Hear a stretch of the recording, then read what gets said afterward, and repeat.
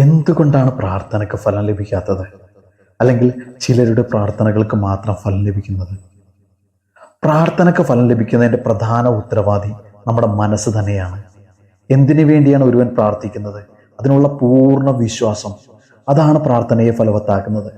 നമ്മൾ എന്തു വേണമെന്ന് ആഗ്രഹിക്കുന്നു, അത് നാം വിശ്വസിക്കുന്ന ആ ഒരു ശക്തിയിൽ നിന്ന് ലഭിക്കുമെന്ന് പൂർണ്ണ വിശ്വാസം ആർക്കെല്ലാം ഉണ്ടോ അവർക്കെല്ലാം ആ പ്രാർത്ഥനയ്ക്ക് ഫലവും ലഭിക്കുന്നുണ്ട്.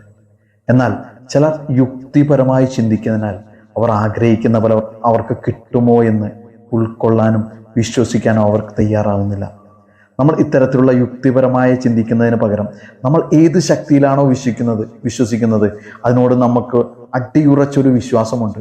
അതുപോലെ നമ്മുടെ മനസ്സുകൊണ്ട് നമ്മൾ ആഗ്രഹിക്കുന്ന ആ വസ്തു നമ്മളിലേക്ക് വന്നുകൊണ്ടിരിക്കുകയാണെന്ന് അടിയുറച്ച് വിശ്വസിക്കാൻ കഴിഞ്ഞാൽ നമുക്ക് ഉൾക്കൊള്ളാൻ കഴിയുന്ന ഏതാഗ്രഹവും നമ്മുടെ ജീവിതത്തിലേക്ക് ആ ശക്തി കൊണ്ട് എത്തിച്ചിരിക്കും.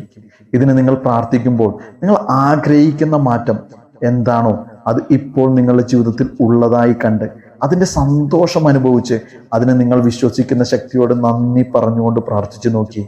അത് നിങ്ങളുടെ ജീവിതത്തിൽ അത്ഭുതങ്ങൾ സൃഷ്ടിക്കും. ഈ രീതിയിൽ നിങ്ങൾ ട്രൈ ചെയ്ത് നോക്കൂ. Thank you.